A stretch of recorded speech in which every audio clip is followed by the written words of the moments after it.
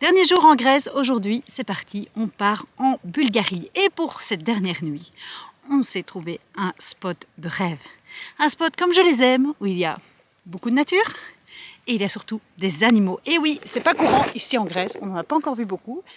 Mais pour le dernier jour, on a trouvé des flamants roses. Nous sommes exactement à un spot qui se trouve entre le lac et de l'autre côté, la mer. Alors, on vous mettra en description le lieu où ça se trouve parce que c'est vraiment un chouette spot. C'est quand on est en Grèce, quand on va vers la Turquie, juste en dessous de la Bulgarie. Et donc, je vais profiter d'être à cet endroit merveilleux pour faire avec Benoît des plans, des flamants roses, parce qu'ici, il y en a plein. Et c'est quand même tellement mignon, un flamant rose.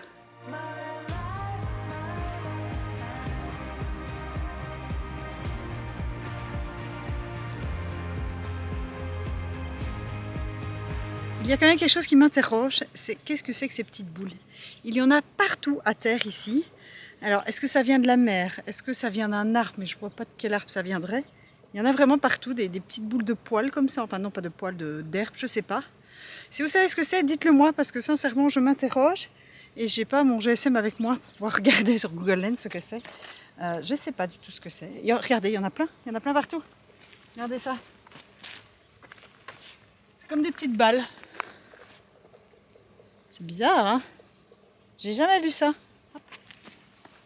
Je suis pas très douée en foot. Je vous emmène à la mer, suivez-moi. Faut traverser la route hein, quand même. Attention, sans se faire écraser, hein, parce qu'il y a une circulation dense, vous imaginez même pas. Non, c'est pas vrai, il n'y a personne qui passe ici quasi.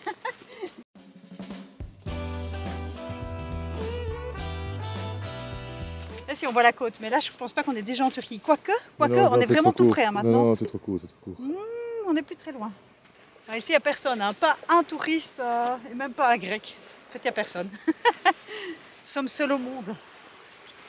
On pourrait limite jouer à Koh Lanta ici. Oh, elle est froide! Wow. Elle est super froide. Bah, comme hier en fait. Donc la mer Égée est froide cette saison. Sachez-le. Par contre, la mer Égée est transparente. Je vois vraiment très bien dedans. Et ici, pour une fois, on a une plage qui est encore plus ou moins propre. Mais l'eau, elle est belle. C'est l'eau turquoise. Ah, t'as vu le bâtiment là-bas? Eh oui, le bâtiment à l'abandon. C'est dommage parce que ces bâtiments, ils avaient quand même une vue magnifique hein, sur la mer Égée. Ils sont quand même très bien placés. C'est dommage que ce soit complètement à l'abandon, cassé, détruit. Moi, je vais aller filmer mes flamants roses. En fait, il y a plus de vie marine côté lac que côté mer. Hein.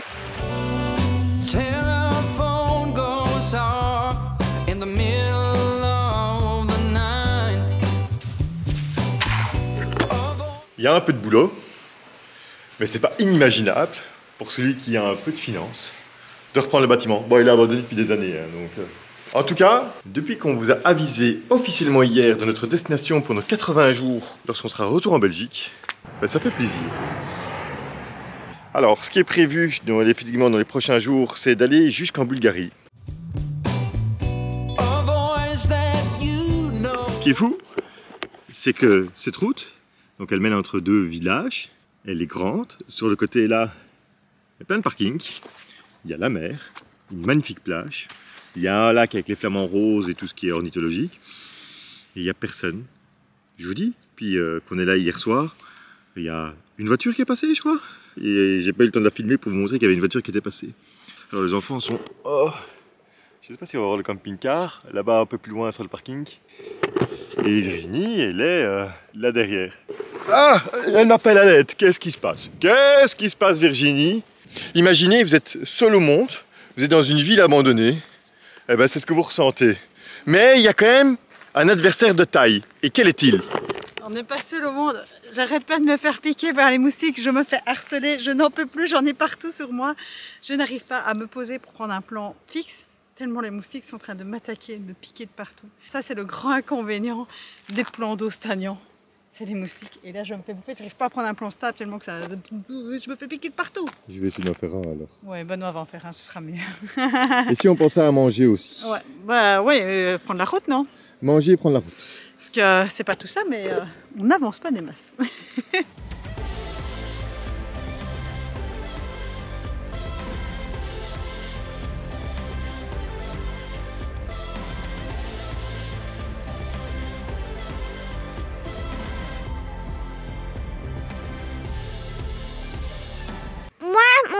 animal préféré, c'est les flamants roses. Mais c'est pas le seul. Mais c'est pas le seul animal que préféré de moi, c'est aussi l'ours polaire. Voilà, on a mis un peu plus de temps qu'on voulait pour sortir du pays. Enfin non, pour faire une tentative de sortie de pays. Parce qu'on a été faire une petite course. On a profité de notre dernière journée ici en Grèce. Il est 16h30. Nous allons dans 15 km franchir la frontière bulgare. Et je me faisais la réflexion, mais en fait c'est même plus une frontière. C'est comme franchir la frontière entre la Belgique et la France. Normalement, je dis bien normalement, il ne devrait même pas y avoir un seul contrôle. Mais par contre, il devrait y avoir une vignette à acheter parce que oui, les autoroutes en Bulgarie visiblement sont payantes. Pour une fois, on le sait qu'il y a une vignette, mais ici on est un peu au milieu de nulle part, donc on ne sait quand même pas en acheter. Donc j'espère qu'on pourrait les acheter après la frontière, sûrement. Parce qu'ici il n'y a rien. Il y a un chien errant qui m'a accompagné quand j'ai mis ma dernière poubelle. Et les montagnes, et c'est tout. Voilà, c'est techniquement parlant le début du retour vers la Belgique. Il faut savoir qu'à l'approche de la frontière bulgare, quand on est à l'est de la Grèce, en fait, on traverse une chaîne de montagnes juste avant la frontière et c'est magnifique. Alors, c'est très dur à vous montrer parce qu'en fait, on est un peu dans le brouillard, mais en fait, c'est ça qui donne aussi l'ambiance très belle ici. C'est qu'on est dans les nuages, au-dessus des montagnes. C'est très très chouette. Donc, ouais, pas déçu d'avoir pris cette route pour sortir de la Grèce. Et puis aussi, j'attends de voir des animaux parce qu'ici, il y a des grosses forêts autour de moi. Et donc, je me pique, ça y est, c'est le retour de la faune sauvage.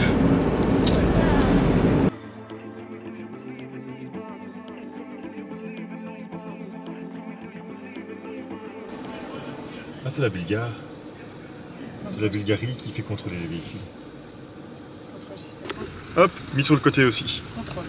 Contrôle. Thank you. Thank you. Thanks. Et bien en fait, ici, on n'a pas vérifié ce qu'on portait avec nous. On a vérifié les enfants. Si on avait bien les bons enfants avec nous. On va reprendre nous les passeports, les filles. La dame elle a rendu les passeports aux enfants, mais ça c'est pas très prudent en voyage.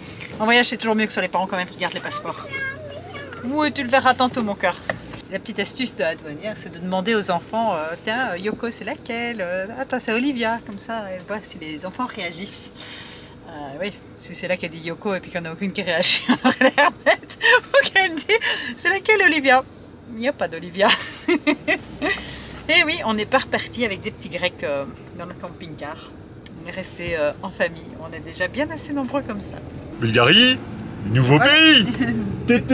Ah mais non, il faut changer de musique pour Bulgarie. C'est fini le Sirtaki, c'est fini Galbani. Il faut qu'on découvre les musiques bulgares.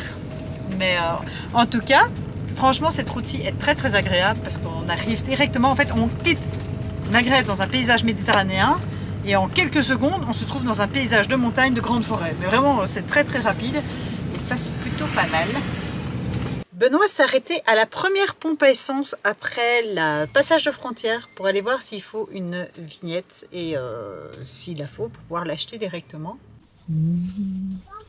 Ah, il a sa vignette, il est tout content, il est tout binouche.